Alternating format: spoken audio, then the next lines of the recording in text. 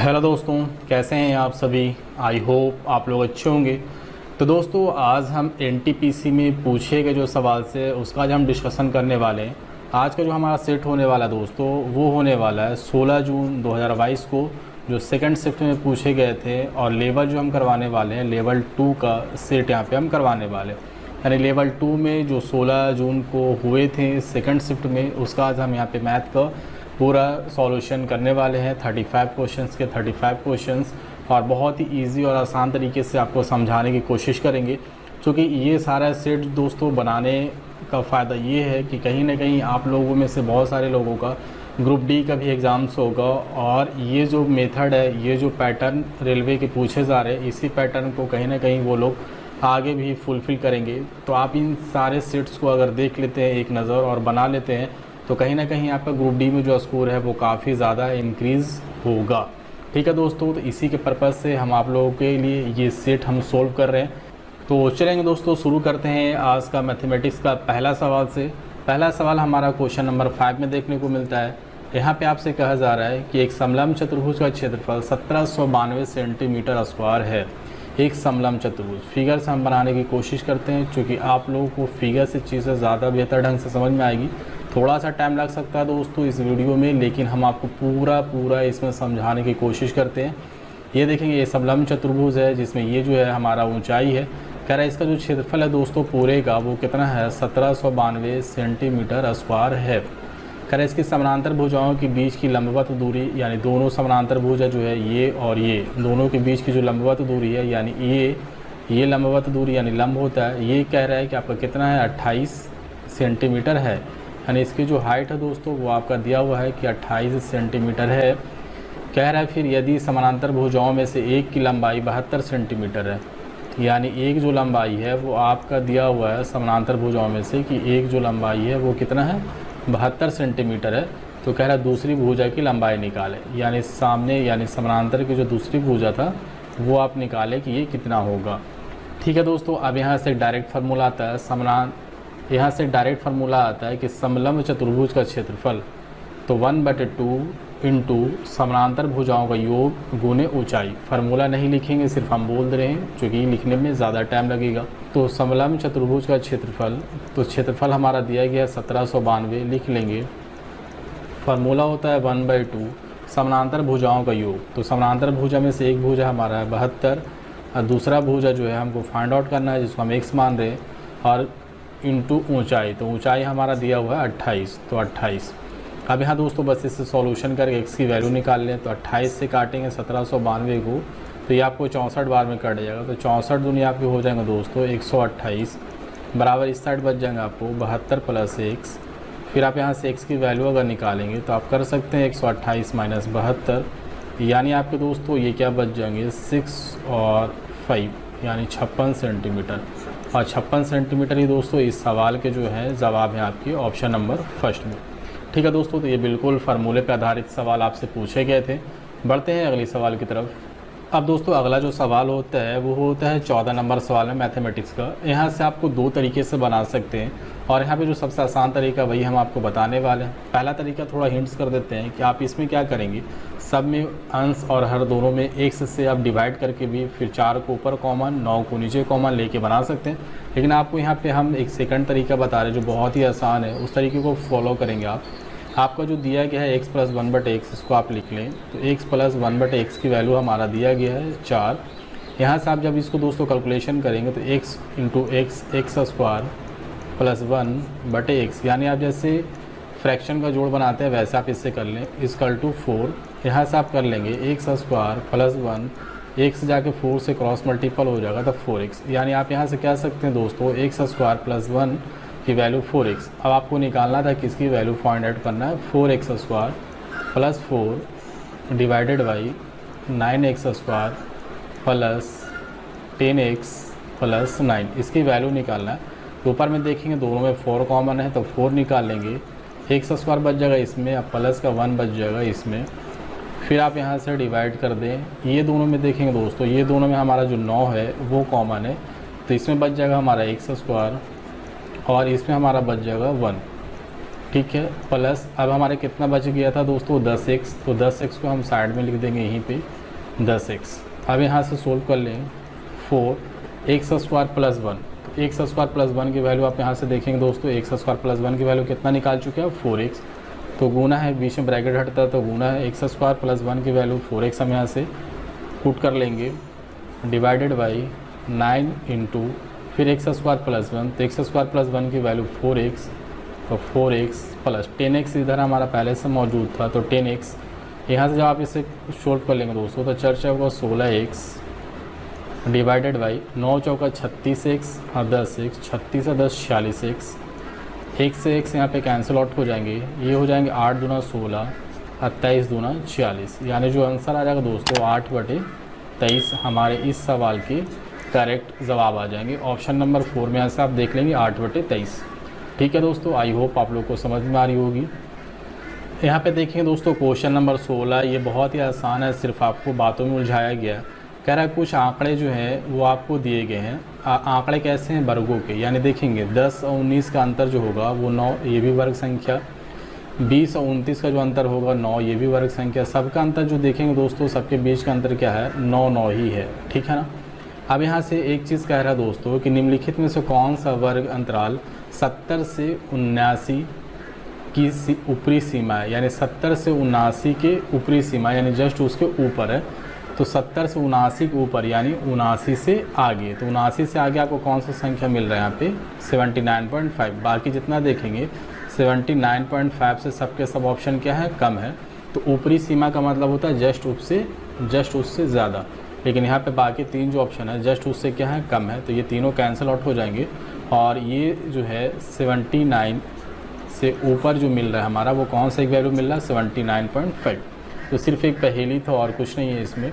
अब यहाँ पे एक अगला सवाल है दोस्तों क्वेश्चन नंबर 17, ये अच्छे खासे सवाल है। इसमें कह रहा है ब्याज की गणना वार्षिक चक्रवृद्धि आधार पर करने पर 55,800 रुपया के एक भाग को 20% वार्षिक चक्रवृद्धि ब्याज पर 2 वर्षों के लिए योजना ए में निवेशित किया जाता है और शेष राशि को 20% वार्षिक साधारण ब्याज की दर से 4 वर्षों के लिए योजना बी में निवेशित किया जाता है।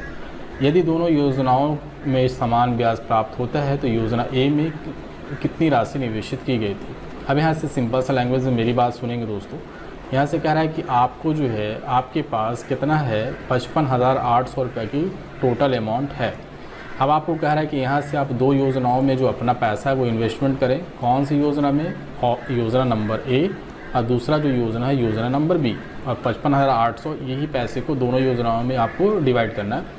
लेकिन कह रहा है आपसे कि जो 20% वार्षिक चक्रवृद्धि ब्याज की दर से 2 वर्षों के लिए योजना ए में आपको इन्वेस्ट करना है, यानी 20% वार्षिक चक्रवृद्धि ब्याज, यहाँ पे एक पॉइंट देखेंगे, चक्रवृद्धि ब्याज की दर से 2 वर्षों के लिए योजना ए में निवेशित किया जाता है। तो मानते हैं योजना ए में जो निवेशित किया गया है वो ए धन किया गया है और कह रहा है 20% चक्रवृद्धि ब्याज की दर से 2 वर्ष, 20% वार्षिक चक्रवृद्धि ब्याज की दर से 2 वर्ष के लिए जो CI होता है यानी चक्रवृद्धि ब्याज होता है वो आपका हो जाता है 20 दूना 40 हजार 44%। ये कब होगा, जब आपका R जो होगा वो 20% होगा रेट और टाइम जो होगा वो 2 साल होगा, तो CI जो मिलेगा वो 44% मिलेगा।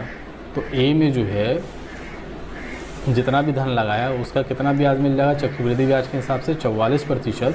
फिर कह रहा है और शेष राशि में यानी 55,800 में से हम ए राशि निकाल लिया, तब हमारे पास कितना राशि बच रहा है बी, तो शेष राशि में या शेष राशि को 20% वार्षिक साधारण ब्याज की दर से 4 वर्षों के लिए, और यहाँ पे देखेंगे किस ब्याज की दर से, साधारण ब्याज, तो साधारण ब्याज की दर से आपका कितने प्रतिशत, 20% के हिसाब से 4 वर्ष का कितना हो जाता है साधारण ब्याज 80%, तो इसको कितना मिल जाएगा 80% मिल जाता है। और फिर कह रहा है कि यदि दोनों योजनाओं में समान ब्याज प्राप्त होता है, यानी ए से हमारा जो 44% चक्रवृद्धि ब्याज प्राप्त हुआ था ये वाला ब्याज, और बी में जो हमारा 80% साधारण ब्याज प्राप्त हुआ है, दोनों ब्याज क्या होता है समान होता है। यहाँ पे एक वर्ड यूज़ किया समान ब्याज, देखेंगे समान ब्याज प्राप्त होता है, तो समान ब्याज मतलब बराबर ब्याज आता है। अब देखेंगे यहाँ से प्रतिशत है, बराबर के साइड भी प्रतिशत है, तो कैंसिल आउट हो जाएगा। ए रेशियो बी लिखेंगे और जब बराबर हटता है उसको रेशियो में हम कन्वर्ट करते हैं। तो जो बी के साथ गुना होता है वो ए के नीचे आ जाता है, तो बी के साथ 80 गुना तो वो ए के नीचे आ जाएगा रेशियो, और ए के साथ जो गुना होता है वो बी के नीचे चला जाता है। तो 44 ए के साथ गुना था तो वो चला जाएगा बी के नीचे। अब यहाँ से काट दीजिए आप, 11 चौका 44 और ये हो जाएगा 20 चौका 80। अब यहाँ से देखेंगे दोस्तों कि दोनों में हमारा टोटल धन कितना हो गया, यानी जो 55,800 को 2 पार्ट में तोड़े थे ए और बी में, तो टोटल यहाँ पे कितना रेशियो में है 20 और 11 यानी 31, यानी रेशियो में टोटल धन मेरे पास 31 है, लेकिन था कितना दोस्तों, कितने रुपये को हमने तोड़ा था 55,800। तो रेशियो 1 का मान यहाँ से जब निकाल लेंगे आप तो रेशियो 1 का मान हो जाएगा आपको 1800। ठीक है, ये चीज़ याद रखेंगे, रेशियो 1 का वैल्यू हो जाएगा 1800। अब आपसे क्या पूछ रहा है, योजना ए में कितनी राशि निवेशित की गई थी ए में, तो ए में यहाँ पे देखेंगे दोस्तों, ए में हम कितना निवेशित किया था 20, तो रेशियो 1 का मान है 1800, तो रेशियो 20 का मान हो जाएगा 18 दूनी 36 10 और यानी 36,000 रुपया। और यही आपके इस सवाल के जवाब है दोस्तों। यानी योजना जो योजना जो ए था उसमें कितना हम इन्वेस्टमेंट किए थे 36,000 रुपया। ठीक है, तो इस तरह से चीज़ों को बहुत आसान तरीके से सोल्व करते हैं। अब यहाँ पे एक आपसे क्वेश्चन नंबर 18 में कहा जा रहा है, एलसीएम एचसीएफ का सवाल है। कह रहा है कि एक विद्यालय में कक्षा 10th 11th और 12th में विद्यार्थियों की संख्या क्रमशः 384, 256 और 480 है। सभी छात्रों को अलग अलग समूह में विभाजित किया जाता है। किसी भी समूह में एक से अधिक कक्षा के छात्र नहीं थे। यानी यहाँ से कहा जा रहा है कि अगर 10th क्लास का बच्चा है तो अगर ग्रुप जो हम बनाएंगे तो उस ग्रुप में सिर्फ 10th क्लास के ही बच्चे होंगे। अगर हम 11th क्लास के बच्चे का ग्रुप बना रहे हैं तो उसमें केवल और केवल 11th क्लास के ही बच्चे होंगे, ना कि 10th वाले भी बच्चे होंगे, वैसा नहीं। और हम 12th क्लास के बच्चों का ग्रुप बना रहे हैं तो उसमें सिर्फ और सिर्फ 12th क्लास के ही बच्चे होंगे, दूसरे क्लास के बच्चे नहीं होंगे। कहने का मतलब वही है, किसी भी समूह में एक से अधिक कक्षा मतलब दूसरे कक्षा के छात्र नहीं थे। यदि सभी समूहों में छात्रों की संख्या समान रखनी हो तो कम से कम कितने समूह बनाए जा सकते हैं। अब यहाँ से दोस्तों देखेंगे, पहला जो कक्षा है 10th उसमें आपको टोटल कितने बच्चे हैं 384 बच्चे, और दूसरा जो है 11th क्लास के बच्चे उसमें 256, और तीसरा जो है 12th क्लास के बच्चे उसमें 480 टोटल स्टूडेंट्स हैं अलग अलग। अब ऐसा आपको निकालना है कि जो तीनों में हो और वो क्या हो, तीनों को काट दे, यानी वह बड़ी से बड़ी संख्या जो तीनों जो संख्याएं हैं वो सब में शामिल हो। यानी सिर्फ आपको यहाँ से एक चीज़ करना है कि ये सबका शब्द को आपको क्या निकाल देना, HCF निकाल देना, यानी मसा आपको निकाल देना। मसा क्यों निकालें, चूँकि मसा ही वह बड़ी से बड़ी संख्या जो दिए गए सभी संख्याओं में शामिल है, और जब सब में शामिल होगा तो उसका अगर हम ग्रुप बनाएं तो वो ग्रुप भी बहुत आसानी तरीके से बन जाता है। तो तीनों का आप जब मसा निकाल देंगे तो यहाँ से जो मसा आपको आने वाला दोस्तों वो आपका आ जाएगा 32। यानी अगर 32 का हम ग्रुप बनाएं तो इसमें भी पूरा ग्रुप बन जाएगा, एक भी लड़का घटेगा भी नहीं ना तो बढ़ेगा। 256 वाले बच्चे को भी 32 का ग्रुप बनाएं तो इसमें भी ना तो एक बच्चे घटेंगे ना तो एक बच्चे बढ़ेंगे। 480 वाले बच्चे का भी अगर 32 का करके ग्रुप बनाएं तो इसमें भी ना तो एक बच्चे घटेंगे ना तो एक बच्चे बढ़ेंगे। समझ में आई मेरी बात। अब आप ग्रुप बना दीजिए। अब आपका 10th क्लास में है 384 बच्चे, और हर ग्रुप में आपको कितने बच्चे रखने हैं 32 बच्चे रखने हैं। तो 32 से भाग दिए, 10th क्लास में जितने ग्रुप बनेंगे उसकी संख्या हो जाएगी, प्लस 256। 11th क्लास में कितने ग्रुप बन जाएंगे, तो हर ग्रुप में आपको कितने बच्चे रखने पड़ेंगे 32। 12th क्लास में आपको कितने बच्चे हैं 480, और हर ग्रुप में आपको 32 बच्चे रखने, तो कितने ग्रुप बन जाएंगे ये। अब आप सबको क्या कर लें, कैंसिल आउट कर लें, बहुत आसान तरीके से कट जाएगा। तो 32 से जब इसे काटेंगे दोस्तों तो ये हो जाएगा आपका 12, और 32 से 256 में काटेंगे तो ये हो जाएगा 8, और 32 से इसमें काटेंगे तो ये हो जाएगा आपका 15। तो 12, 8, 20 और 15 कितने हो गए आपके 35। यानी टोटल मिला करके तीनों कक्षा के छात्र 10th 11th और 12th जो ग्रुप बनेगा वो 32 का ग्रुप बनेगा। और ये टोटल कितने ग्रुप बन जाएंगे इस हिसाब से मेरे 35 टोटल हमारे ग्रुप बन जाएंगे। यहाँ से 35 आपके ऑप्शन नंबर 4 करेक्ट आंसर हो जाएंगे दोस्तों। बढ़ते हैं अगले सवाल की तरफ। अब यहाँ पे दोस्तों साधारण ब्याज का एक बहुत ही आसान सा क्वेश्चन पूछा, लेकिन थोड़ा सा आपको डाइवर्ट किया है। यहाँ पे डायरेक्ट जो है वो साल में ना दे करके अवधि यानी टाइम को जो है वो दिन में दे दिया है। अब यहाँ पे कोई बड़ी बात नहीं है। यहाँ पे कह रहे हैं 48,750 रुपये की धनराशि को 16% वार्षिक ब्याज की दर से गैर अर्धवार्षिक मतलब नन लीप ईयर के 73 दिनों का साधारण ब्याज ज्ञात करें। यानी आपको साधारण ब्याज ज्ञात करना है। तो साधारण ब्याज का फॉर्मूला आप जानते हैं, P × R × T/100। तो P यानी मूलधन आपका है 48,750 आर जो है वो 16% है। टी जो है वो आपका होता है साल में, लेकिन यहाँ पे क्या दिया गया, दिन में। तो जब दिन में साल दिया गया है, जब दिन में समय दिया गया तो इसको जब साल में बदलेंगे तो क्या करेंगे, आप इसे 360 से डिवाइड करेंगे दोस्तों, सॉरी 365 से, क्योंकि एक साल में कितने दिन होते हैं 365, तो 365 से डिवाइड करेंगे।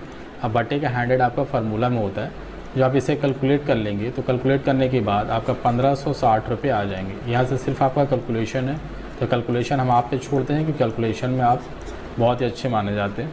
तो कैलकुलेशन अपने यहाँ पे कर लेंगे, 1560 जो होगा वो आपके इस सवाल के जवाब हो जाएंगे। ठीक है दोस्तों, अब यहाँ पे देखेंगे दोस्तों क्वेश्चन नंबर 24 अच्छे सवाल हैं और इसमें एवरेज से पूछा गया है, और इसी में एक और क्वेश्चन ऐड कर दिया है कि आपको दूरी निकाल देना है। अब यहाँ से चलेंगे, पढ़ेंगे क्वेश्चन को। कह रहा है अक्षिता 50 किलोमीटर की चाल से 300 किलोमीटर की दूरी तय करती है, फिर 30 किलोमीटर प्रति घंटे की चाल से 360 किलोमीटर की दूरी तय करती है, और उसके बाद 60 किलोमीटर प्रति घंटे की चाल से 420 किलोमीटर की अन्य दूरी तय करती है। यदि पूरी यात्रा के लिए उसकी औसत चाल k किलोमीटर प्रति घंटा हो की चाल से 216 किलोमीटर की दूरी तय करने में कितना समय लेगा। सबसे पहले दोस्तों आप एवरेज वेलोसिटी यानी औसत चाल जो होता है वो निकाल लीजिए। तो औसत चाल का फार्मूला होता है total distance by total time, यानी कुल दूरी बटे कुल समय, total distance by total time. ठीक है दोस्तों, ये फार्मूला आप हमेशा याद रखें, बहुत इंपॉर्टेंट है। तो टोटल डिस्टेंस आपका कितना है, पहला डिस्टेंस वो तय कर रहा है वो 300, ठीक है, तो 300। दूसरा जो डिस्टेंस है वो 360, तो 360, और तीसरा डिस्टेंस जो है दोस्तों वो 420, तो 420। टोटल डिस्टेंस आपने जोड़ दिया, ठीक है, क्योंकि फार्मूला ही तो टोटल डिस्टेंस, तो डिस्टेंस जो भी है सबको जोड़ लीजिए। फिर है नीचे टोटल टाइम, तो टोटल टाइम, अब टाइम आपको नहीं दिया गया सबका, आपको निकालना होगा। तो पहले में कितना समय लग जाएगा देखेंगे, 50 किलोमीटर प्रति घंटे की चाल से जा रहा है 300 किलोमीटर, तो यहाँ पे क्या है, दूरी है, ये चाल है, तो समय बराबर क्या होता है, दूरी बटे चाल। तो पहला अगर समय निकालना है तो दूरी बटे चाल कर लेंगे।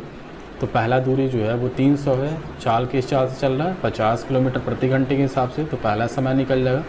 इसी तरह से आप सबका निकाल लें तो 360 बटे 30 दूसरा समय, और फिर 420 बटे ये जा रहा है आपका 60 किलोमीटर प्रति घंटे के हिसाब से, तो ये तीसरा समय, यानी कुल समय हो गया, पहले का समय, दूसरे का समय और तीसरे का समय।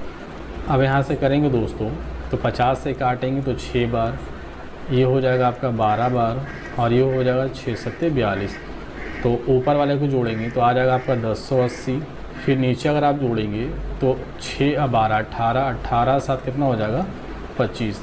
अब दोस्तों यहाँ से देखेंगे हमारा एवरेज वेलोसिटी जो है वो निकल चुका है 1080 बटे 25, ठीक है, लेकिन यहाँ पे कह रहा है कि उसका जो एवरेज वेलोसिटी है वो कितना है, k किलोमीटर प्रति आवर है, यानी k किलोमीटर प्रति आवर है, यानी k का वैल्यू हमारा निकल चुका है 1080 बटे 25, क्योंकि एवरेज वेलोसिटी दिखा रहा है 10 k किलोमीटर प्रति आवर, लेकिन मेरा एवरेज वेलोसिटी आ रहा है 1080 बटे 25, यानी k की वैल्यू हमारा यहाँ से मिल गया 1080 बटे 25 किलोमीटर पर आवर। अब आपसे यहाँ पे पूछ रहा है कि तो उसे k किलोमीटर प्रति आवर की चाल से 216 किलोमीटर की दूरी तय करने में कितना समय लगेगा, यानी समय निकालना, तो समय बराबर आप जानते हैं दूरी बटे चाल। तो दूरी कितना आपको कवर करना है 216 चाल, किस चाल से, एवरेज वेलोसिटी जो है k, यहाँ पे देखिए k किलोमीटर प्रति घंटे की चाल से, तो k किलोमीटर प्रति घंटा यानी चाल जो है 1080 अब बटा 25, तो 25 नीचे आएगा, तो 25 कहाँ जाएगा, मल्टीपल हो जाएगा ऊपर। आप इसे जब काटेंगे दोस्तों तो ये आपका आ जाएगा 5 बार, 16 85 या 2 5 10, 5 बार, अब 5 से 1 कट जाएगा, 5 5 25, यानी इसका जो करेक्ट आंसर आ जाएगा वो 5 आवर यानी 5 घंटे इसके आंसर हो जाएगा दोस्तों। और ये ऑप्शन नंबर देख लेंगे, ऑप्शन नंबर 4 में, ठीक है। तो इसमें आपका एवरेज से भी पूछ लिया और डिस्टेंस से भी पूछ लिया। अब यहाँ पे देखेंगे दोस्तों क्वेश्चन नंबर 25, ये आपका ज्यामिति से बहुत अच्छे सवाल है, और यहाँ से आपको चक्रीय चतुर्भुज का सवाल पूछा गया है। कह रहा ABCD एक चक्रीय चतुर्भुज है, ठीक है। अब यहाँ से फिगर के अकॉर्डिंग हम आपको दिखाना चाहेंगे। कह रहा है कि ABCD जो है वो एक चक्रीय चतुर्भुज है। चक्रीय चतुर्भुज कब बनता है दोस्तों, जब वृत्त के अंदर उसके चारों भुजा टच करते हैं उसके परिधि से, तो वैसे चतुर्भुज को हम चक्रीय चतुर्भुज कहते हैं। कह रहा है कि AB जो है ABC और D से होकर जाने वाले वृत्त का व्यास है, यानी AB जो है वो आपका व्यास है। तो चलेंगे AB को हम मान लेते हैं कि AB जो है वो हमारा वृत्त है, उसका व्यास है। तो कह रहा है ए बी जो है वो ए बी सी डी से होकर जाने वाला है, यानी ए बी सी और डी से होकर जाने वाला है।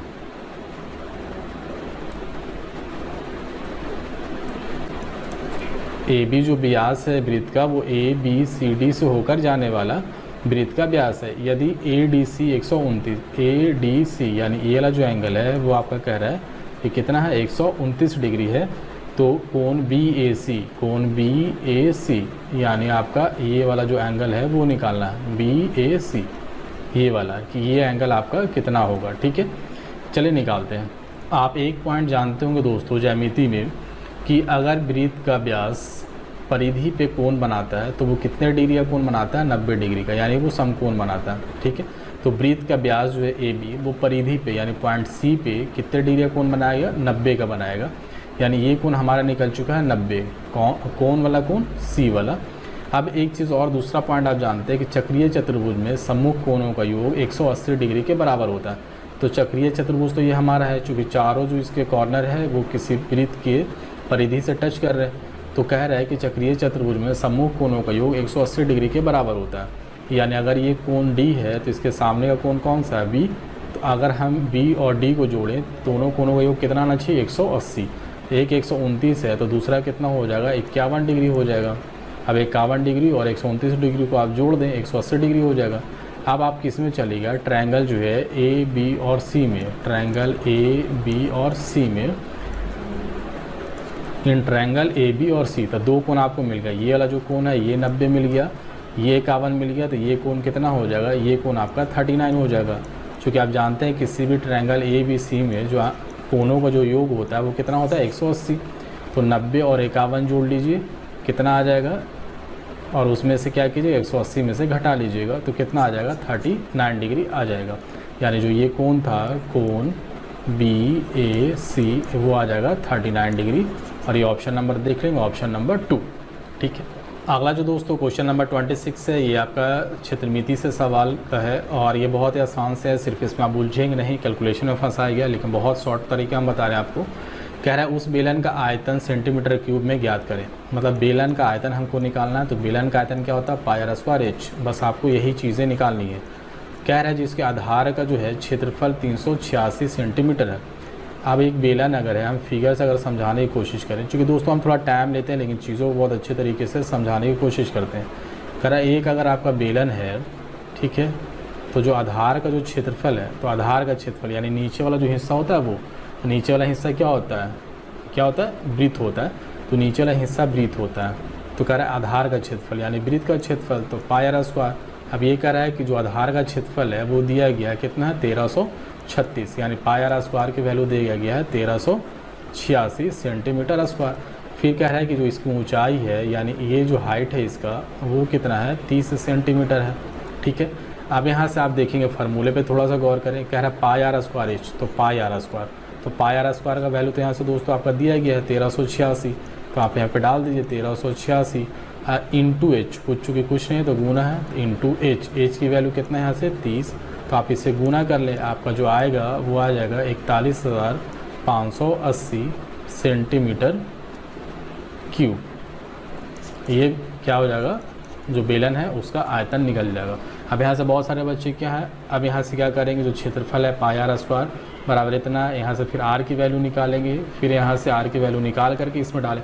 इतना करना नहीं है दोस्तों, सिर्फ आपका थोड़ा सा माइंड को यहाँ पे चेक किया गया कि आप कहाँ तक सोच पाते हैं। ठीक है, तो अलग अलग दे दिया गया परिधि का जो आपका वृत्त है उसका क्षेत्रफल दे दिया गया, ऊंचाई दे दिया गया, तो यहाँ तो वही है ना कि यहाँ पे वृत्त का क्षेत्रफल है इंटू ऊंचाई है, दोनों को मल्टीपल कर दें। आप बढ़ें अगले सवाल की तरफ।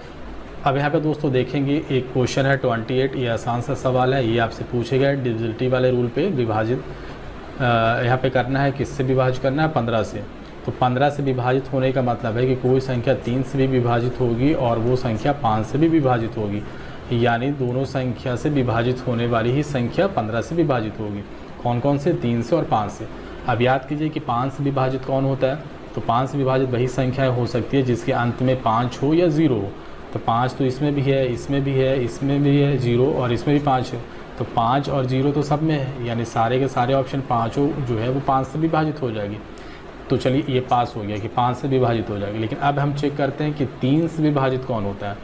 3 से जो विभाजित होगा अब वो 5 से विभाजित भी होगा, 3 से विभाजित होगा तो वो संख्या 15 से विभाज्य हो जाएगी। लेकिन कह रहा है कि कौन सी संख्या 15 से विभाज्य नहीं है, यहाँ पे एक नहीं वर्ड जोड़ा है, यानी वो 3 से विभाजित होने वाली नहीं होगी। 3 से विभाजित होने का रूल कहता है कि अगर दिए गए जो भी संख्या के अंकों का योग 3 से विभाजित होती है तब पूरी की पूरी संख्या भी 3 से विभाजित हो जाती है। तो दिए गए संख्याओं के अंकों का योग आप निकालें तो 3 8 कितना 11, 11 4 15, 15 5 20, 20 7 27, 27 5 32। तो 32 को आप देखें 32 क्या 3 से डिवाइड है या नहीं है। तो जब पूरी संख्या के अंकों का योग 3 से विभाजित नहीं है तो वो पूरी संख्या भी 3 से विभाजित नहीं होगी। तो ये संख्या 5 से तो विभाज्य है लेकिन 3 से विभाज्य नहीं है, यानी कह सकते हैं कि ये जो संख्या है वो 15 से विभाज्य नहीं है। बाकी जितने ऑप्शन है वो 3 से भी विभाज्य हैं और आपको 5 से भी विभाज्य है, यानी तीनों का ऑप्शन जो होगा वो 15 से विभाज्य हो जाएंगे। ठीक है, तो इस तरह से चीज़ों को सोल्व करते हैं। बढ़ेंगे अगली सवाल की तरफ। अब दोस्तों यहाँ पे भी क्षेत्रमिति का एक सवाल पूछा गया है। आप इसे प्रतिशत चैप्टर से भी ले सकते हैं या क्षेत्रमिति में भी ले सकते हैं। अब यहाँ से क्या रहा है कि एक वर्ग का प्रत्येक भुजा जो है 50% की वृद्धि कर दी जाती है तो उसके क्षेत्रफल में कितने प्रतिशत का परिवर्तन आएगा। आपको मैं एक चीज़ सिंपल बताऊं, चूँकि आपको एग्जामिनेशन हॉल में हमेशा मदद करेगा। सिर्फ हम चीज़ों को बना करके आंसर ला के नहीं बता रहे, आपको हम इस पॉइंट ऑफ व्यू के हिसाब से ही बता रहे हैं। चूँकि इस टाइप से अगर थोड़ा सा भी क्वेश्चन आपको घुमा के दे तो आप बना पाएँ। यहाँ से सबसे पहले जिसके बारे में पूछे उसका फार्मूला लिखिए। क्या कह रहा है, उसके क्षेत्रफल में कितने प्रतिशत का परिवर्तन आएगा, यानी क्षेत्रफल के बारे में पूछ रहा है। आयतन के बारे में बोलेगा तो आयतन का फार्मूला लिखेंगे। लेकिन कह रहा है क्षेत्रफल में कितने प्रतिशत का परिवर्तन आएगा। किसका क्षेत्रफल की बात कर रहा है, वर्ग का। तो वर्ग का क्षेत्रफल का फार्मूला लिख लें। वर्ग का क्षेत्रफल का फार्मूला होता है भुजे का स्क्वायर। तो भुजे का स्क्वायर इंटू आप कह सकते हैं ए इंटू ए कितनी बार गुना हो रहा है, 2 बार। तो अगर एक ही बार दो संख्या है, दोनों संख्या गुणनफल में हो और उसमें अंतर हो रहा है भुजा में, तो वहाँ पे क्या होता है, ए बी फार्मूला लागू होता है। अब यहाँ से a गुण a है यानी 2 बार है तो 50 जो है वो ए बी फार्मूले पे अप्लाई हो जाएगा। तो 50 + 50 + 50 इंटू 50 बाई 100। ठीक है, चूँकि ए बी फार्मूला आप जानते हैं a + b + ab बाई 100। अब यहाँ पे a भी 50 है और b भी 50 है। अब यहाँ पे वैल्यू डाल करके कैलकुलेट कर लें, 0 से 0 कट जाएगा, 50 50 100 और 55 25 यानी 125% इसके क्षेत्रफल में वृद्धि हो जाएगी, यानी ऑप्शन नंबर 1। अब दोस्तों यहाँ पे कह रहा है कि निम्नलिखित में से कौन सी भिन्न सबसे बड़ी है। अब यहाँ पे कभी कभी आपसे सबसे बड़ा भी पूछेगा, कभी कभी आपसे सबसे छोटा भी पूछेगा, तो टेंशन वाली बात नहीं है। हम आपको दोनों तरीके बता रहे हैं। अगर बड़ा वाला बोले तो सिर्फ बड़े वाले को लेते चलना है, छोटे वाले को इग्नोर करते चलना है। अगर छोटे वाले बोले तो छोटे वाले को लेते चलेंगे, बड़े वाले को इग्नोर करते चलेंगे। अब यहाँ पे क्या कर रहा है, बड़ी है, सबसे बड़ा हमको निकाला, यानी बड़े वाले को लेते चलेंगे, छोटे वाले को इग्नोर करेंगे। अब कैसे करेंगे, अब यहाँ से देखें क्रॉस मल्टीपल करें, 7 × 49 यानी इस साइड हम गुना कर देंगे नीचे से ऊपर, तो 7 × 49, ये साइड आ जाएगा 49 और 9 × 6 = 54, इधर आ जाएगा 54। अब 49 बड़ा है या 54 बड़ा, चूँकि हमको यहाँ पे बड़ा निकालना तो बड़े वाले को भी पकड़ेंगे। 49 बड़ा है या 54 बड़ा है, आप बोलेंगे कि 54 बड़ा है, तो 54 बड़ा है तो 54 किसके सामने, 6/7 के सामने, यानी 6/7 जो है वो बड़ा है। छोटा है इसको हटा दीजिए आप। अब यहाँ से 6/7 अभी तक का बड़ा मिल रहा है। अब 25 6 के, अब ये भी इनवैलिड हो गया। अब यहाँ पे 25 6 के 150, इधर आ जाएगा 150। अब 22 7 154। अब आप देखेंगे 25 6 के 150 और 22 7 154। अब 150 बड़ा है या 154 बड़ा है, तो 154 बड़ा है, यानी ये भी अब कैंसिल हो गया। अब तक का सबसे बड़ा 22/25 मिल रहा है। अब हमारा ये बच गया। अब ये दोनों में मल्टीपल करेंगे तो 13 को 22 से गुना कर लें, कितना आ जाएगा, 13 दूनी 26, 13 दूनी 26, 6 2 2, यानी ये आ जाएगा आपका, ये भी हट गया 226। अब यहाँ से इसको कर लेंगे 25 को 11 से, तो 25 और 25 5 7 2, कितना आ जाएगा 275। 22 को 13 से गुना करेंगे, 13 दूनी 26 और 13 दूनी 26। ये दोस्तों यहाँ पे थोड़ा सा आपका करेक्शन कर लेंगे, 286 आ जाएगा, चूँकि 13 दूनी 26 यहाँ पे था, हमने 20 ले लिया था, तो 286, यानी जो ये वैल्यू आ रहा है वो 286 आ रहा है। अब 286 बड़ा है या फिर 275 बड़ा है, तो 286 बड़ा है, तो जो 286 किसके सामने वाली वैल्यू है, 25/22, तो 25/22 हमारा बड़ा है। चूँकि ये तो छोटा है तो ये कैंसिल आउट हो जाएगा। तो इस तरह से बड़े और छोटे वाले जो सवाल होते हैं उसको हम बना लेते हैं। देखेंगे दोस्तों क्वेश्चन नंबर 39, ये हमारा टाइमर्ड वर्क से काफ़ी अच्छा सवाल पूछे गए हैं। यहाँ से आपसे कहता है एक ठेकेदार किसी कार्य को 250 दिन में पूरा करने का ठेका लेता है। कह रहा है एक ठेकेदार था, उन्होंने कहा कि भैया हम आपका काम जो भी है हम उसको 250 दिनों में कंप्लीट करके दे देंगे। उन्होंने क्या किया कि वह 300 श्रमिकों को 50 दिनों के लिए नियोजित करता है। अब जैसे ही इन्होंने ठेका लिया तो कहा कि हम 300 मजदूर को 300 श्रमिकों को 50 दिनों के लिए नियोजित करता है और वे काम का 1/2 भाग पूरा करता है, यानी जो भी काम था उसका आधा भाग पूरा कर लिया। कब? जब उसने 300 मजदूर को 50 दिनों के लिए काम पे लगाया तब। यहाँ पे देखेंगे फिर कह रहा है कि फिर वह श्रमिकों की संख्या को घटाकर 100 कर देता है, यानी जो श्रमिक था पहले वो 300 था, लेकिन 300 से घटाकर क्या करता है वो 100 कर देता है। फिर करता है जो 120 दिन तक कार्य करते हैं, यानी 100 मजदूर 120 दिन तक काम करते हैं, जिसके बाद 20 दिनों की छुट्टी होती है। छुट्टी के बाद कार्य को समय पर पूरा करने के लिए शेष अवधि के लिए कितने श्रमिकों को नियोजित किया जाना चाहिए। ठीक है, तो सबसे पहले आप इस तरह का सवाल पढ़े हैं कि इतना काम 300 मजदूर 50 दिनों में करते हैं, तो कितना काम 100 मजदूर इतना दिनों में करेंगे, इस टाइप का क्वेश्चन पढ़े। अब यहाँ पे कह रहा है कि आधा काम 300 मजदूर 50 दिनों में करते हैं, तो कितना काम 100 मजदूर 120 दिनों में करेंगे, यानी यहाँ से x की वैल्यू हम निकालते हैं। अब दोस्तों इसको कैलकुलेट कर लेंगे।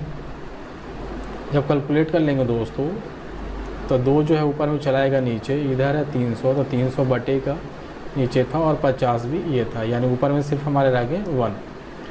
अब जो इधर है दोस्तों x ये है 100 इंटू 120। अब यहाँ से क्या करें, आप सॉल्यूशन कर लें तो ये कट जाएगा, 0 से 0 कट जाएगा, 3 दूना 6 और 6 दूना 12। तो x की वैल्यू जब यहाँ से निकालेंगे तो x का वैल्यू जो आएगा 2 चला जाएगा ऊपर, अब 5 जो है नीचे वो रह जाएगा 2/5। यानी यहाँ से एक पॉइंट तो क्लियर है कि आधा काम 300 मजदूर 50 दिनों में करते हैं, तो कितना काम 100 मजदूर 120 दिनों में करेंगे, तो 2/5 काम 100 मजदूर 120 दिनों में करेंगे। ठीक है, अब यहाँ पे कह रहा है कि जिसके बाद 20 दिनों की छुट्टी होती है, तो 20 दिनों की छुट्टी हो गई। पहले टोटल देखेंगे कितना दिन काम हो चुका है, तो पहले जो काम हुआ वो 50 दिन, तो 50 दिन काम हुआ इधर, और फिर जो है 100 मजदूर 120 दिन तक फिर काम किया था, यानी 120 दिन तक फिर काम हुआ। फिर कह रहा है जिसके बाद 20 दिन की छुट्टी हो गई, यानी फिर आपको 20 दिन का छुट्टी हुआ, तब तक टोटल कितना टाइम गुजर चुके हैं दोस्तों, यहाँ से जोड़ लें 5 4 9 और 1, यानी 190 दिन उसके गुजर गए, जिसमें से 50 दिन पहले काम किया, 120 दिन फिर से काम किया 100 मजदूर, अब 20 दिन का रेस्ट मारा, यानी 190 दिन गुजर गए। टोटल हमको कितना दिनों में काम करके देना है, 250 दिनों में काम करके देना है। ठीक है, यानी कितना दिन हमको अभी शेष बच रहे हैं, यहाँ से शेष जो बच रहा है वो 60 दिन हमारा और बच रहा है, यानी 60 दिन में हमको काम फाइनल करके दे देना है। चूँकि हमने वादा किया था कि 250 दिन में हम आपका काम करके दे देंगे, तो यहाँ से 60 दिन और उसके पास बच रहे हैं। अब कह रहा है यहाँ से कि 60 दिनों में अगर काम पूरा करके उसको दे देना है, तो श्रमिकों को मतलब कितने श्रमिकों को नियोजित किया जाना चाहिए, मतलब कितने लेबर है उसको काम पे लगाना चाहिए। अब यहाँ से देखेंगे फिर से इसी पैटर्न को लेके आगे बढ़ेंगे कि हाफ काम जो है, हाफ काम उसको नीचे लिख देते हैं, क्योंकि 2 बटे में नीचे आया था। हाफ काम 300 मजदूर 50 दिनों में करते हैं, तो अब कितना काम बच रहा है वो देखेंगे। सबसे पहले तो आधा काम यहाँ पे हो चुका था, हाफ काम हो गया था पहले 50 दिनों के लिए। फिर कह रहा था कि फिर जो काम हुआ है 120 दिन तक, उसमें कितना काम हो चुका, 2/5 काम यहाँ से हो गया, तो 2/5 यहाँ से कर लेंगे, यानी टोटल कितने काम हो गए, 5 एकम 5, 2 दूनी 4, तो 5 4 9/10, यानी 9/10 काम हो चुके हैं दोस्तों। यानी 10 काम था जिसमें से 9 काम हो चुका, तो शेष काम कितना है, शेष का मतलब नीचे वाला में से ऊपर वाला घटा लेते हैं और नीचे वाले का नीचे वाला रह जाता है, यानी शेष काम हमारा कितना और बच रहा है, 1/10। अब फिर से यहाँ पे आएंगे कि हाफ काम 300 मजदूर 50 दिनों में करते हैं, तो कितना काम करना है, 1/10, तो 1/10 कितने मजदूर अब कितना दिन में बच रहा है, 60 दिनों में, तो 60 दिनों में करेंगे।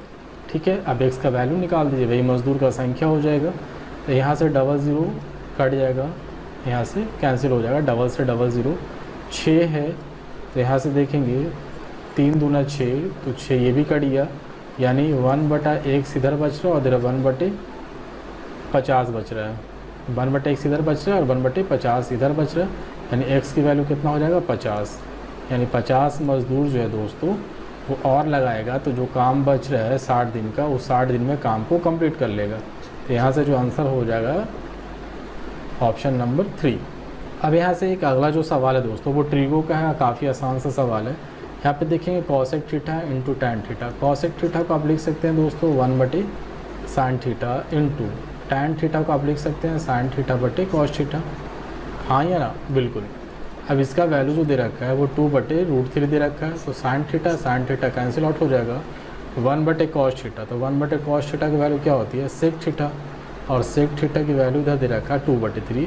तो sec थीटा में आप देखेंगे थीटा बराबर हम कितना ले लें कि ये किसका वैल्यू आएगा, तो sec आप जानते हैं कि sec 30 का मान होता है 2/3, तो sec से sec कैंसिल आउट हो जाएगा, थीटा बराबर कितना हो जाएगा 30। ठीक है दोस्तों, तो यहाँ से ऑप्शन नंबर देख लेंगे, ऑप्शन नंबर 3। ये आसान से सवाल थे ट्रिगो के, ये आप लोग जानते हैं बनाना। अब यहाँ से देखेंगे दोस्तों क्वेश्चन नंबर 49 आपका बस सिंपली सा क्या करना है, आपका कैलकुलेशन करना है, जोड़ घटाव गुना भाग ये सब आपको बहुत अच्छे तरीके से आता है। आप इसे सिंप्लीफिकेशन वाले रूल पे आप सोल्व कर लें, आ जाएगा आपका ऑप्शन नंबर 4। ठीक है, तो ये आप पे छोड़ देते हैं, हम आप इसे कर लेंगे। अब यहाँ से देखेंगे दोस्तों एक ट्रेन वाला चैप्टर से सवाल लिया गया है, कह रहा है 360 मीटर लंबी रेलगाड़ी किसी बिजली के खंभे को 12 सेकंड में पार करती है। अब आप मेरी बात सुनेंगे, अगर कोई ट्रेन जो है वो किसी खंभे को पार करे, किसी व्यक्ति को पार करे या किसी भी बिंदु को पार करे, यानी वो अपनी लंबाई को पार करती है। यहाँ पे क्या कर रहा था, बिजली के खंभे को पार कर रहा है, बिजली को खंभे को पार कर रहा है यानी वो अपनी लंबाई को पार कर रहा है। तो अपनी लंबाई को पार कर रहा है यानी 360 मीटर को पार कर रहा है कितने सेकंड में, 12 सेकंड में। तो उसकी चाल पहले निकालिए, यानी वेलोसिटी ऑफ ट्रेन। तो ट्रेन की जो चाल होती है, चाल बराबर क्या होता है, दूरी बटा समय। तो दूरी कितना दूरी तय कर रहा है, यानी सिर्फ जो अपनी लंबाई है उसको पार कर रही है। तो 360 मीटर कितने सेकंड में पार कर रही है, 12 सेकंड में। तो 12 × 3 = 36, यानी 30 मीटर प्रति सेकंड जो होगा वो ट्रेन की क्या हो जाएगा, चाल हो जाएगा। अब कह रहा है कि रेलगाड़ी द्वारा 150 मीटर लंबे पुल को पार करने में लगने वाला समय, यानी ट्रेन तो पार करेगा ही करेगा, प्लस किसको साथ ही साथ पार कर रहा है, एक पुल है जिसका लंबाई कितना है 150 मीटर, उसको भी पार कर रहा है। तो कह रहा है समय निकाले, यानी समय अगर निकालना है तो समय बराबर क्या होता है, दूरी बटे चाल। तो दूरी 360 मीटर ट्रेन का हो गया और 150 मीटर आपका पुल का हो गया, यानी टोटल दूरी 360 + 150। तो समय बराबर दूरी बटे चाल। अब किस चाल से पार करेगा, तो जो ट्रेन का चाल था उसी चाल से पार करेगा। तो वेलोसिटी ऑफ ट्रेन यहाँ पे कितना है, 30 मीटर प्रति सेकंड। तो 30 से आप डिवाइड कर दें, ये हो जाएगा आपका 510/30। तो ये आपका कट जाएगा 17×3 = 51, यानी कितने देर में, 17 सेकंड में आपको पार कर जाएगा। यहाँ से 17 आपके इस सवाल के जवाब हैं दोस्तों। अब यहाँ से दोस्तों देखेंगे एक एसआई और सीआई का बहुत अच्छा क्वेश्चन है चक्रवृद्धि ब्याज का, और ये पूछे गए 8 मासिक चक्रवृद्धि ब्याज। तो ज़्यादातर इस बार आपको 8 मासिक ही पूछे जाते हैं हर शिफ्ट में और हर डेट में। चलेंगे देखते हैं। यहाँ पे कह रहे हैं कि 31,600 की धनराशि 9% वार्षिक ब्याज की दर से 1/1/3 वर्ष में प्राप्त होने वाला चक्रवृद्धि ब्याज ज्ञात कीजिए। यदि ब्याज की जो गणना की जाती है वो 8 मासिक चक्रवृद्धि ब्याज की दर से की जाती है। ठीक है, अब यहाँ से दोस्तों जब भी अर्धवार्षिक कहे तो क्या होता था, अलग रूल होता था, लेकिन यहाँ पे क्या कह रहा है, 8 मासिक कह रहा है। तो 8 मासिक कह रहा है तो यहाँ पे देखेंगे रेट आपका कितना है, रेट आपका 9% है। ठीक है, तो जब रेट 9% है तो 8 मासिक है तो रेट जो होता है वो अपने आप को कितना होता है, 2/3 गुना हो जाता है। तो जब 2/3 गुना हो जाएगा तो 3 × 9 यानी 3 दूना 6%। दर जो हो जाएगा वो 6% हो जाएगा। ठीक है, यहाँ से जो टाइम दिया गया है दोस्तों, तो टाइम आपका कितना दिया गया है, टाइम जो आपका है 1/1/3। तो 1/1/3 का मतलब होता है 4/3। और वर्ष में आपको कह रहा है कि 8 मासिक मतलब 8 महीने पे, तो 4/3 वर्ष को आप महीने में बदल ली। तो महीने में बदलने के लिए 12 से गुना करेंगे, 3 चौका 12 यानी 4 चौका 16 महीना। अब 16 महीना जो दोस्तों आपका क्या है, समय है 16 महीने का चक्रवृद्धि ब्याज निकालना है। लेकिन कह रहा है कि किस दर से निकालना है, तो 8 मासिक यानी 8 महीने के हिसाब से। 8 महीने के हिसाब से निकालना था। 16 महीने में आप कितने बार, 2 बार। अरे ही 2 जो होगा टाइम का मान होता है। 16 महीना टोटल आपको पैसे इन्वेस्ट करने हैं जिसमें आपको 8 महीने पे चक्रवृद्धि ब्याज मिलता है। तो 8 महीने पे 16 महीने में कितने बार, 2 बार, यानी टी का मान 2। अब यहाँ से आप चक्रवृद्धि व्यास का फार्मूला जानते हैं कि सी आई बराबर होता है P into 1 plus R by 100 का पावर T माइनस 1, ये चक्रवृद्धि व्यास का फार्मूला होता है। अब यहाँ से आप P का मान दे दें, तो P का मान है 31,600 1 प्लस R बाई 100, R कितना हो गया 6 और 6 बाई 100, T का मान 2 माइनस 1। अब यहाँ से दोस्तों जब कैलकुलेशन करेंगे तो 100 एकम 100 अच्छे 106 बटे 100। अब यहाँ पे कितने पावर है 2, तो 2 बार लिख लें 106 बटे 100 फिर से, और माइनस 1 है तो माइनस 1। आप इसे क्या कर ले दोस्तों, बस सिंपल तरीके से इसे सोल्व कर ले, और वही सोल्व करने के बाद जो भी आपका आंसर आएगा वो आपको यहाँ पे 3906 रुपये मिल जाएंगे। यानी आपको सिर्फ क्या करना है, सिर्फ इसको आप सोल्व कर लीजिए, 3906 रुपये आपके आंसर मिल जाएंगे, यानी ऑप्शन नंबर 4। अब यहाँ पे दोस्तों एक सवाल देखेंगे 59, बहुत अच्छा है, और ये पूछे गए हैं आपको एवरेज चैप्टर से। कह रहा 7 क्रमागत संख्याओं का अनुक्रम मतलब सीरीज या श्रेणी पर विचार कीजिए। यदि पहली 5 संख्याओं का औसत z है तो अंतिम 3 संख्याओं का औसत निकालिए। कह रहा है कि 7 क्रमागत संख्याओं, तो 7 क्रमागत संख्या आप ले लीजिए।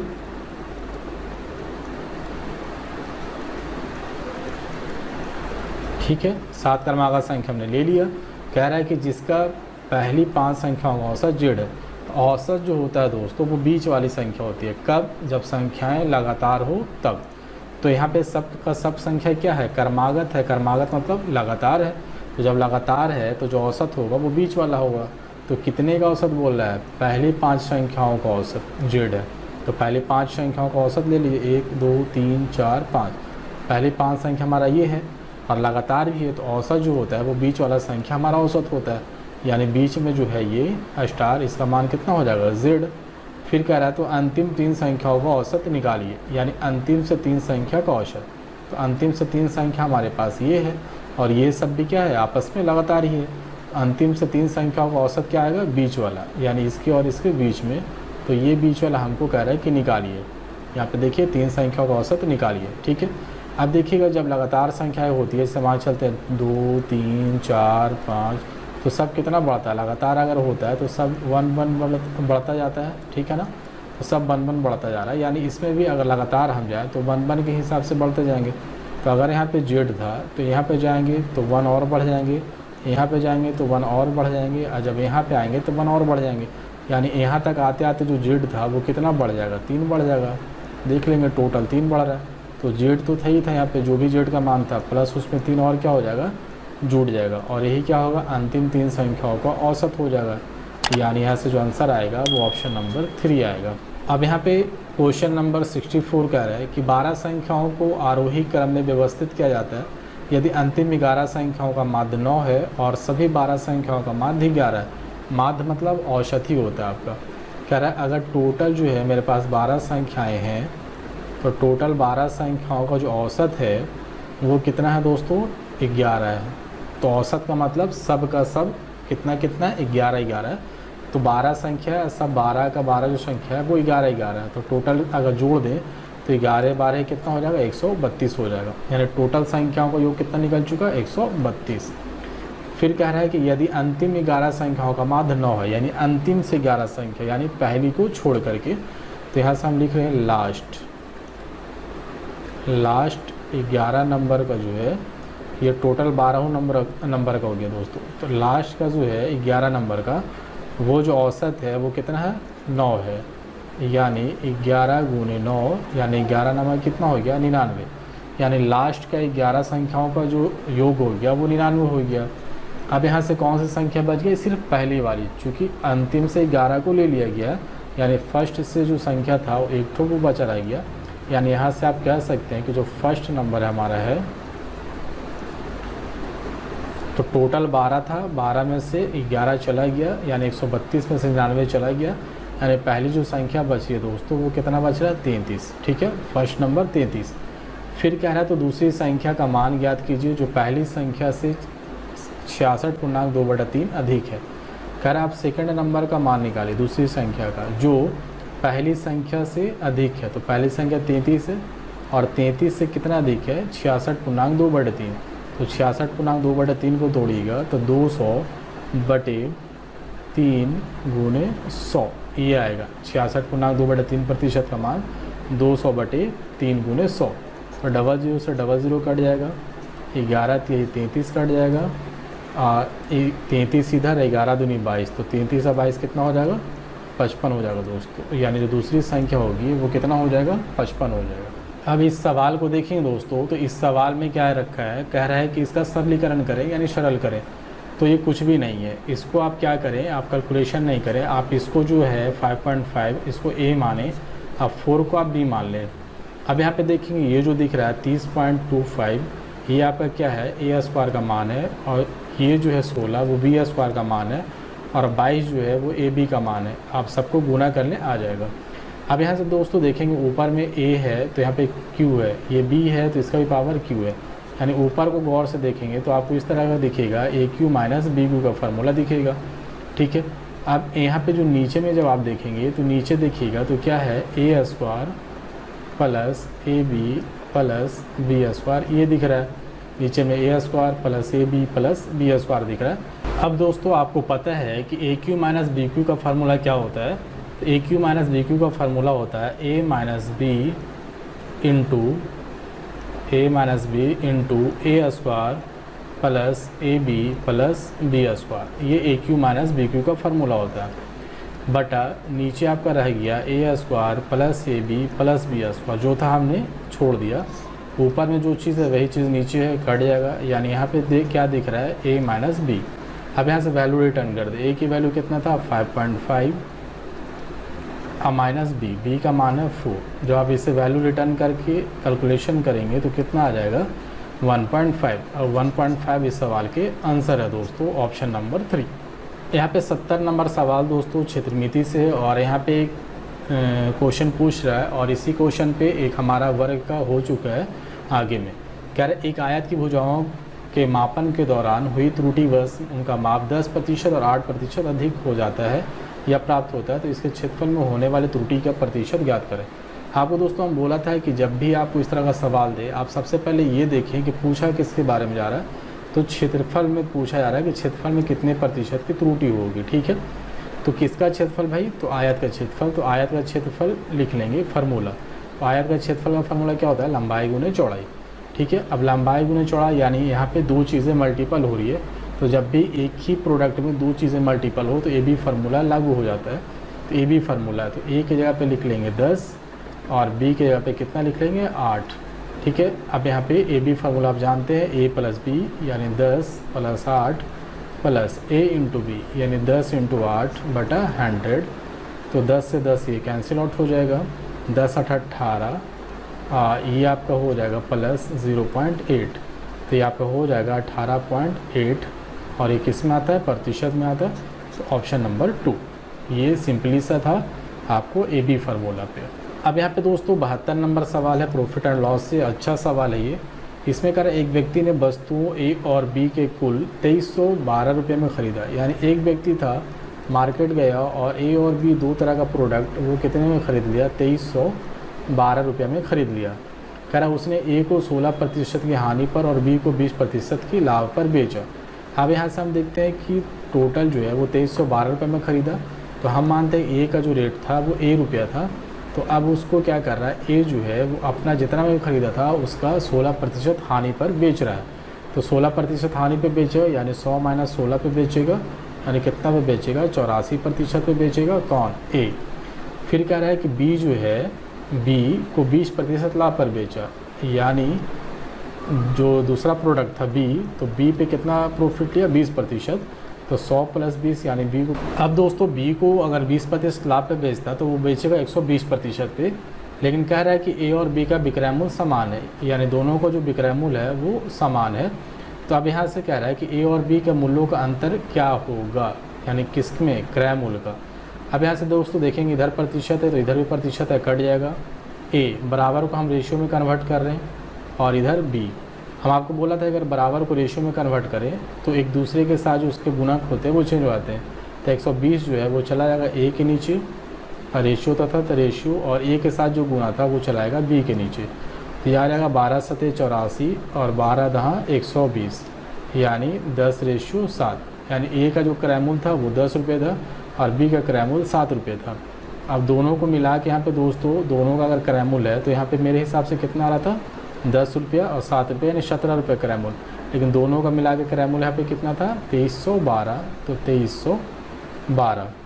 अब यहाँ पे दोस्तों एक रेशियो का मान निकाल लेंगे। तो एक रेशियो का मान निकालेंगे तो यहाँ पे आ जाएगा 136 रेशियो 1 का मान। तो रेशियो 1 का मान 136 आ जाएगा। तो आपसे पूछ क्या रहा है ए और बी के क्रयमूल्य में अंतर। तो ए और बी के क्रयमूल्य में अंतर कितना है यहाँ से 10 में से 7 या कितना 3 यानी रेशियो का 3 अंतर है। और एक रेशियो का मान है 136 तो 3 रेशियो का मान होगा 3 गुने 136 यानी जब आप गुना करेंगे तो आपका आ जाएगा 804 रुपया।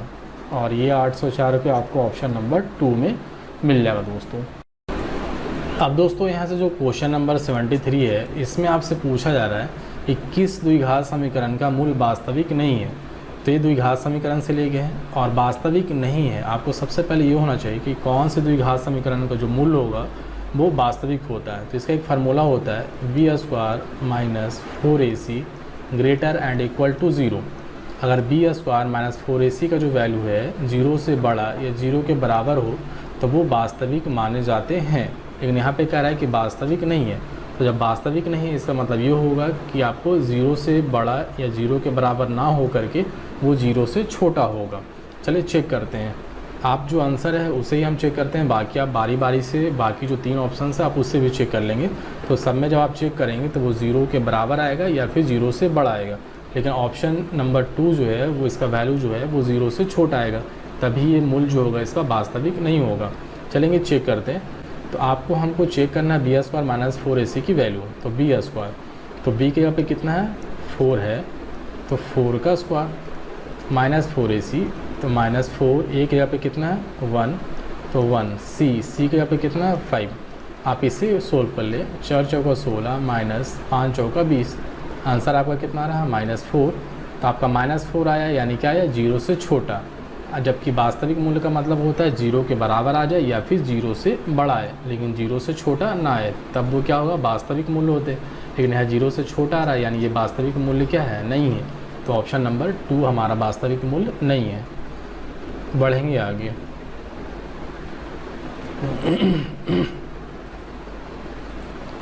आपका आगे कह रहा है दोस्तों 77 नंबर सवाल में कि आधार त्रिज्या 70 सेंटीमीटर और लंबवत ऊंचाई 240 सेंटीमीटर वाले लंबवृत्तीय शंकु का संपूर्ण पृष्ठ का क्षेत्रफल निकालें।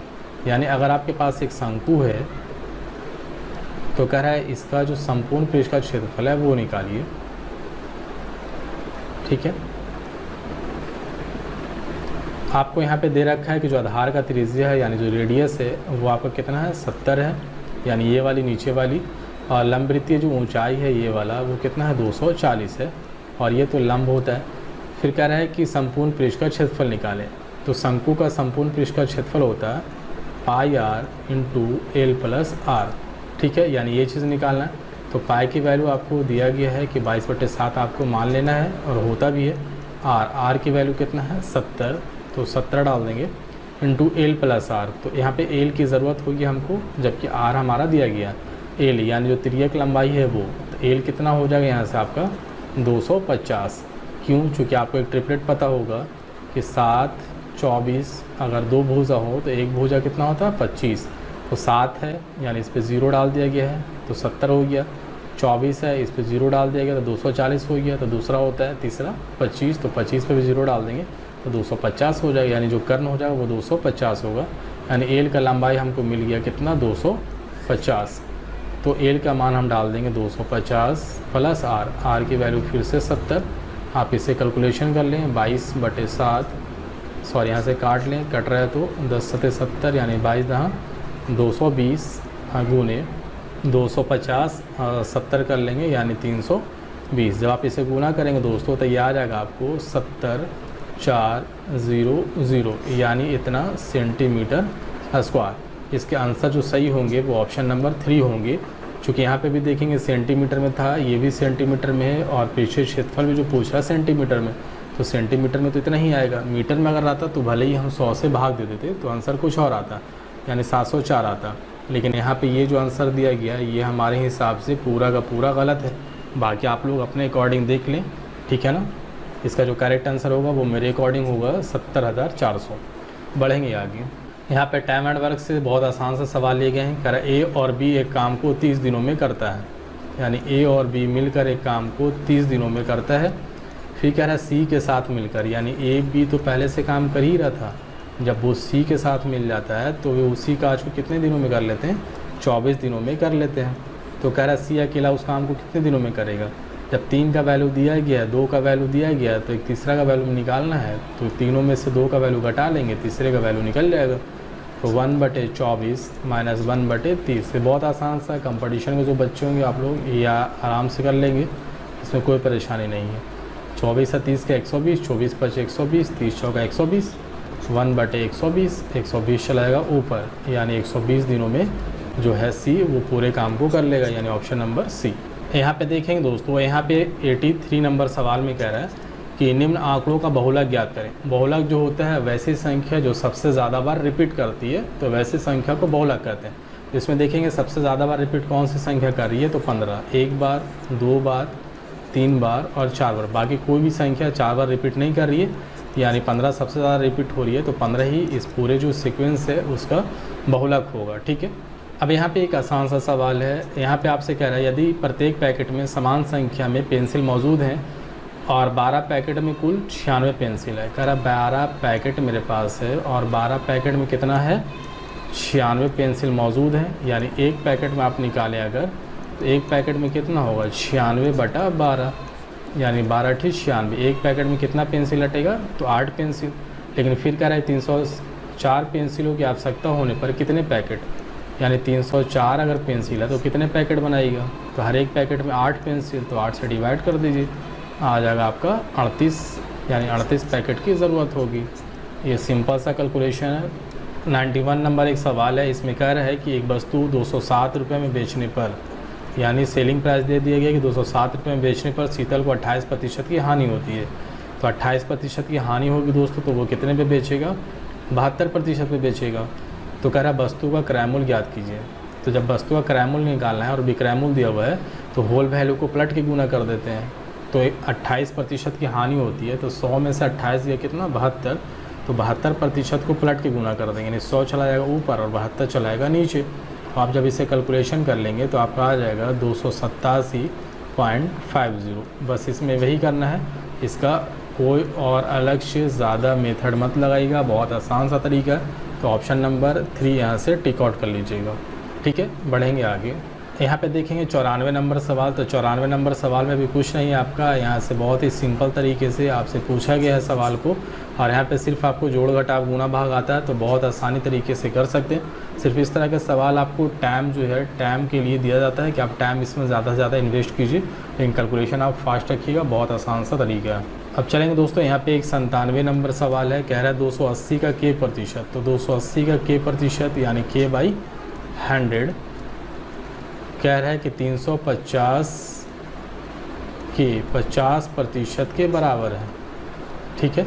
तो k का मान निकाले, 100 से 100 कट जाएगा, 0 से 0 कट जाएगा, 7 चौका 28, 7 पचे 35, और ये जब आप काट लेंगे तो k का वैल्यू जो हो जाएगा 5 पचे 25, यानी 250/4, यानी 125/2, तो यह आ जाएगा 62.5, यानी बहुत आसान सा कैलकुलेशन सिर्फ है, 62.5 आप इसका निकाल सकते हैं।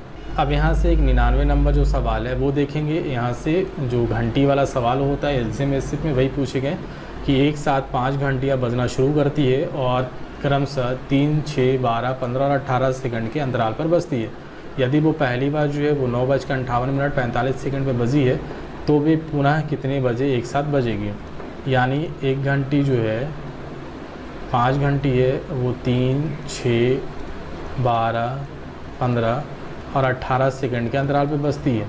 तो जब अंतराल पे बजती है तो सबका आप एलसीएम ले लें कि तीनों जो है पाँचों घंटियाँ इकट्ठी कब बजेगी। इकट्ठी तब बजती है जब उसका एलसीएम होता है वही उसके इकट्ठी बजने का समय होता है। तो 3, 6, 12, 15, 18 का जो एलसीएम होता है वो होता है आपका 180। तो 180 सेकंड आ जाएगा, यानी 180 सेकंड के बाद पाँचों की पाँचों घंटियाँ फिर से पुनः इकट्ठी बजेगी। अब यहाँ से दोस्तों 180 सेकंड को आप मिनट में कन्वर्ट कर दें, यानी 60 से जब डिवाइड कर लेंगे तो कितना आ जाएगा 3 मिनट। यानी 180 सेकंड को हम मिनट में कन्वर्ट कर रहे हैं, तो मिनट में कन्वर्ट करने क्या कीजिएगा 60 से डिवाइड कीजिएगा तो 3 मिनट, यानी 3 मिनट के बाद आपकी पाँचों घंटे इकट्ठी बजेगी। तो पहली बार इकट्ठी वो बज चुका था कितने बजे, 9:58 और 45 सेकंड पे। अब कब एक साथ बजेगा, 3 मिनट के बाद। तो 3 मिनट के बाद आप इसमें जोड़ दीजिए, तब तक टाइम कितना हो गया होगा, आप जोड़ दीजिए 51 और 3, 1 के बाद चला जाएगा और ये 9, 1, 10, यानी 10:01 फिर से इकट्ठी बजेगी। ठीक है ना। बढ़ते हैं आगे, क्वेश्चन नंबर 100। यहाँ पे आपसे क्षेत्रमिति का सवाल है। कह रहा है कि एक वर्ग के विकर्ण की लंबाई, यानी एक वर्ग आपके पास है तो एक वर्ग का जो विकर्ण है वो आपका दिया गया है। कितना दिया गया है दोस्तों, 18 सेंटीमीटर है।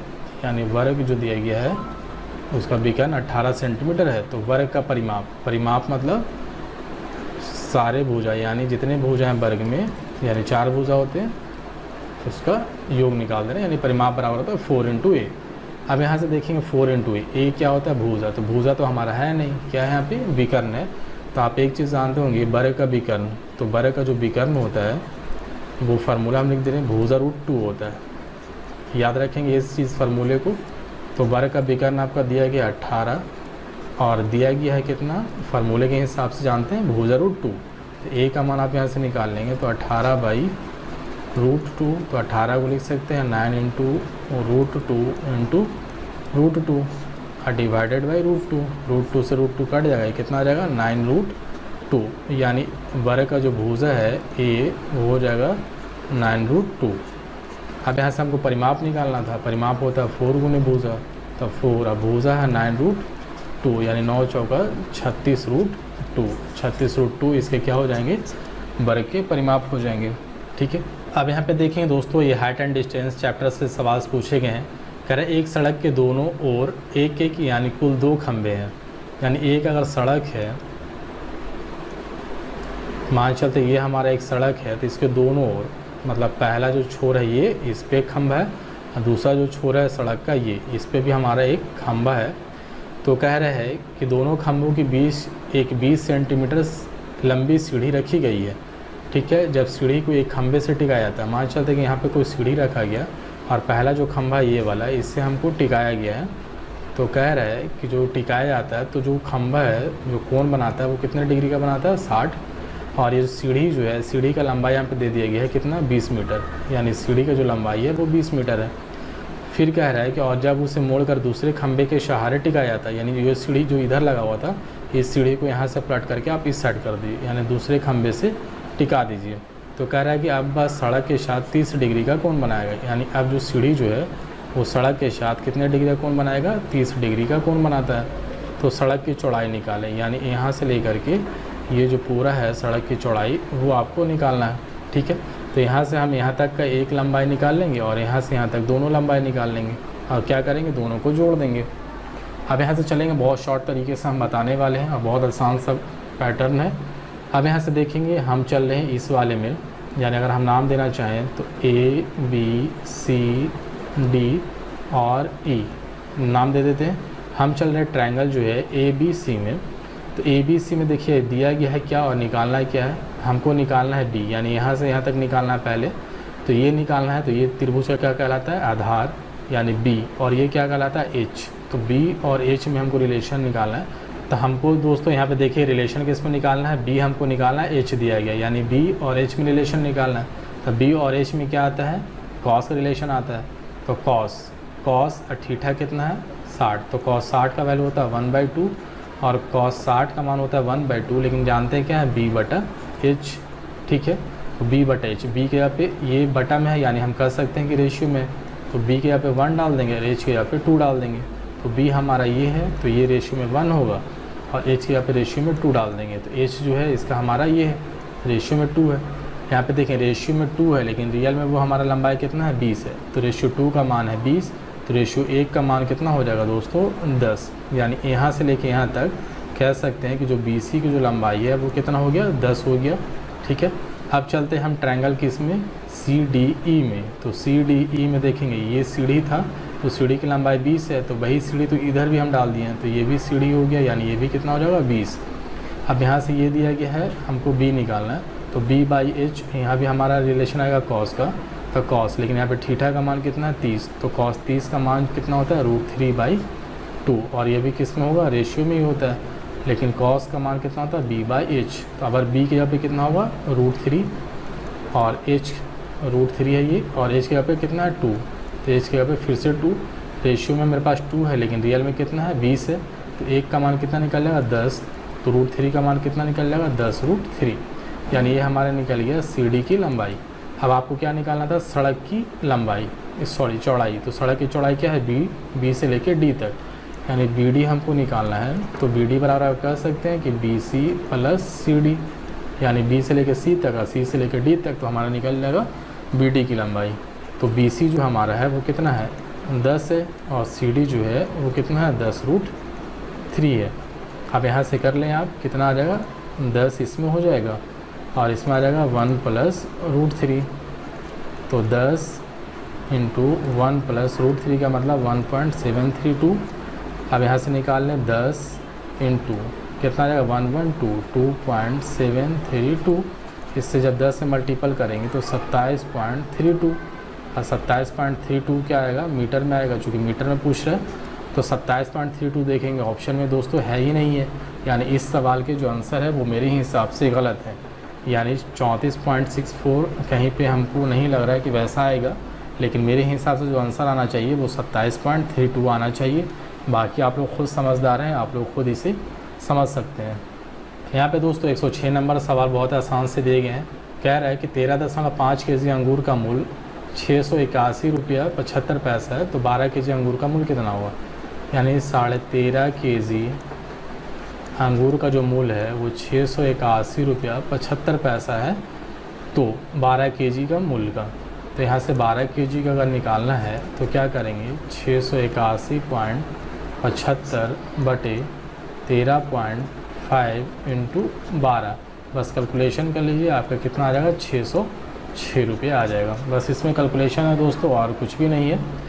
अब यहाँ पे दोस्तों देखेंगे क्वेश्चन है 113 छोटा ही सा सवाल है दोस्तों, लेकिन बहुत अच्छा सवाल है। कह रहा है A और B के चाल का अनुपात, यानी A है और B है, दोनों का जो चाल का अनुपात है वो दिया गया है, कितना है 4:5, यानी A का जो चाल है वो 4 किलोमीटर प्रति घंटा होगा, तो B का जो होगा वो 5 किलोमीटर प्रति घंटा होगा। लेकिन कह रहा है कि पहुँचने में इसी और इसलिए गंतव्य स्थान तक पहुँचने में A को B की तुलना में 20 मिनट अधिक लगते हैं, यानी समय का यहाँ पे अंतर दिया गया है।